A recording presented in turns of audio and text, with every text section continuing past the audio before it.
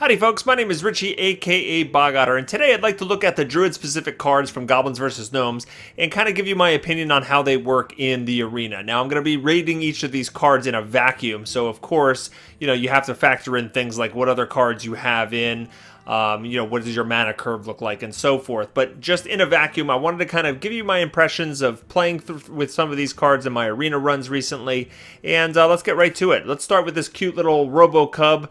The anodized Robocub. Yeah, this is actually one of the best 2-drops in the game. It's got 2/2 taunt for 2, and then you get to choose whether or not you're going to add an attack or a health. And the gold standard for stats for a 2-drop is either a 3/2 or a 2/3. And there's certain situations where you'd rather have a 3/2, and the opposite is also true. So this gives you the flexibility. You can analyze the situation and then give yourself whichever stats you need. And it's got taunt on top of it. So this is a very, very high pick. You want to get as many of these little guys in your deck as possible. I think, in terms of Druid specific cards, the only ones I would really choose above this would be Swipe, Druid of the Claw, and maybe, it depends on the situation, a Wrath or the Ironbark Protector. But this is one of the top Druid cards, and you should always be happy to get these guys in your deck. The Grove Tender is next. This is a rare card. You're not going to see this as often. It has okay stats for three mana. 2/4 is not great, but it's certainly playable. And at first, the power here to choose one doesn't look that great, because you can give each player a mana crystal, or each player draws a card. So it seems like any benefits you would get out of it, your opponent's also getting. So at first glance, it's a little bit deceiving that this card may not be that good. But actually, it can be quite good if you're smart about playing it. Most of the time, you're going to play it with the mana crystal option. And the reason for that is it gives you the mana crystal that turn. It's not like Wild Growth where you have to wait an extra turn before that mana crystal matters. You get an immediate impact on that mana crystal. So if you play this on a turn where you know that you're immediately going to gain a benefit for having that mana crystal, then this could be worthwhile. For example, if you're going to play this, let's say on turn 4, and you have this card and another 2-drop that you want to play, well, then you can have 5 mana on turn 4 by playing the Grove Tender and get 2 creatures onto the board. Now, your opponent's also going to get that mana crystal, and it's possible that they're also going to be taking advantage of it, but as long as you're getting some immediate benefit, then that kind of offsets the disadvantage that your opponent gets it as well. Late in the game, you might need an extra card. You're going to give your opponent one as well, but overall, this is a pretty decent pick. It's not high. It's not the like top tier highest level, but I would certainly select this as an above average pick. All right, going on to the Druid of the Fang. All right, you might see a lot of these because it is in the common slot. It's 5 mana for a 4/4, which is bad stats. You want at least a 5/5 out of your 5 mana. And the battle cry here is very interesting. It's very flavorful. If you have a beast, transform this minion into a 7/7. Now, a lot of Hunter arenas used to, before even Goblins vs. Gnomes came out, sometimes it's hard to even craft a beast deck, that synergizes well, because you might not get that many beasts. Well, it's even more the case for Druid, who don't have a lot of beasts, for class-specific beasts. The Druid of the Claw is now considered a beast, whether you have that in the tanky form or the cat form. So that's good, but most of the time you cannot reliably have a beast on your side when this comes out into play, and therefore this is quite bad. You're going to get poor stats for the mana cost, and sure, every once in a while it may work, and you might feel yes, but just most cases it's just not worth picking. So this is a very low pick. I would say it's below average. All right, Dark Whispers, it's an interesting card. You can choose one. You can have summon 5 1/1 Wisps, or you can give a minion +5/+5 and taunt. There are some cheaper buff cards that Druid has that allows you to give like different stats and even taunt, and those are okay. Some of them are above average, some of them are just average, and the problem with a lot of these enchants when you're just modifying other cards is you can set yourself up to get a 2-for-1 card disadvantage. You pump up one of your creatures and then they polymorph it or something like that, and then you lose the creature and this card in one fell swoop.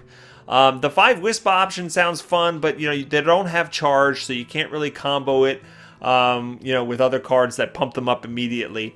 Overall, this is a very expensive 6 mana cost that doesn't have much of an immediate impact on the board, and it could be a risky play. I think this is a below average card, and I would much prefer, if I'm going to take a risk on things that bolster other minions, I'd much prefer something that costs a lot less mana. So Dark Whispers, below average pick.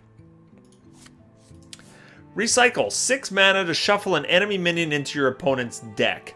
At first glance, you might think that this is not very good. The truth is, Druid doesn't have a lot of hard removal. And what I mean by hard removal, I mean it doesn't matter how much damage you're doing. You're just going to get rid of a card. You know, some of the other classes have transformations like Hex and Polymorph that just get rid of any threat, no matter if they have Divine Shield on them, no matter what their stats are. Then there's other classes like Warrior who can execute something, or you can even assassinate something as a rogue just to plain get rid of something. Druid does have Naturalize, and that's 1 mana, but it does give the opponent 2 cards, which is just a big card disadvantage for you, because you're spending the card on the Naturalize and giving them 2. And so Recycle is actually a really decent removal. It is expensive, okay? There's no bones about it. This is an expensive card, and you are shuffling it back in the deck. But most of the time, you know, the shuffling back in the deck is not going to be much of a factor. You are still slowing them down. You're still getting rid of that for the time being. And you know what? On the rare occasions that they do draw it back right away and are able to summon that huge threat back in, well, you know what? You still slowed them down. You still caused them to have to draw that card again and spend the mana again. So this is an above average pick. I wouldn't say this is a top pick, but certainly you could feel happy by having one of these in the deck. I wouldn't go crazy and go like 2 or 3 of these necessarily. It depends on what the other cards are, the choices. One of these in the deck definitely is something that you could feel pretty good about. Okay, Mech Bearcat. This guy, the first arena run I did when Goblins vs. Gnomes came out, I had 2 of these in the deck. These cards are absolutely brutal, okay? They have great stats. 7/6 for a 6 mana cost is perfectly fine. And then it usually takes 1 or 2 hits, either minions or spells, to take this thing out because of the high health. And every time it gets hit, you're getting a spare part added to your hand. And sometimes those spare parts can really make the difference. You can add taunt to some of your creatures, or you can maybe swap the health and attack of something and do something cool with it. So Mech Bearcat's very high pick. You definitely want to have these in your deck if at all possible. In the rare slot, maybe the Keeper of the Grove is a little bit more flexible and a little bit better. But in terms of just sheer power, the Mech Bearcat is a very high pick, one of the top picks that you want to make whenever you have a chance. Okay, Malorn is the legendary that was added for the Druid, and it's pretty decent. Now, the Death Rattle ability to shuffle this minion back into your deck, it seems like an, oh my god, you can't get rid of this kind of thing. You know, only way to get rid of this is like Silence or maybe Hex or Polymorph, otherwise it just keeps coming back. Realize that yes, it gets shuffled back into your deck, and that's certainly better than just dying and going to your discard pile. But the chances are in most games that this is going to come right back into your hand and you're just going to be playing it over and over again is pretty slim. Obviously, it's going to happen some of the time, especially games that go really late. But overall, the Death Rattle is not something that you should just like overvalue too much. What you do want to value is the fact that it's a 9/7 for 7 mana, and typically you would expect to have a 7/7 for 7 mana, so the stats are pretty decent with this guy. I think this is an above average pick. This is certainly a legendary that is playable in your deck and you should be happy about. Just don't overvalue that Death Rattle so much, because like I said, it's not going to come into play all that often. And last but not least, we have the Tree of Life. This is an epic card. You're not going to see it that much. For 9 mana, you're going to restore all characters to full health. That's all minions. It's also going to be you and your opponent back up to 30 life. This is really a constructed card. This is like an anti-aggro, Druids tend to have a lot of late game, and sometimes they struggle with surviving some of the early game. And this, if you play this spell and reset back to 30 in like a ranked mode game, then those aggro decks are going to really have a hard time competing with a lot of the taunts and big creatures that Druids can provide late in the game. In the arena, this is pretty awful. It's not going to be something that you're going to be taking advantage of too often. And yeah, it's not really something I would pick in most cases.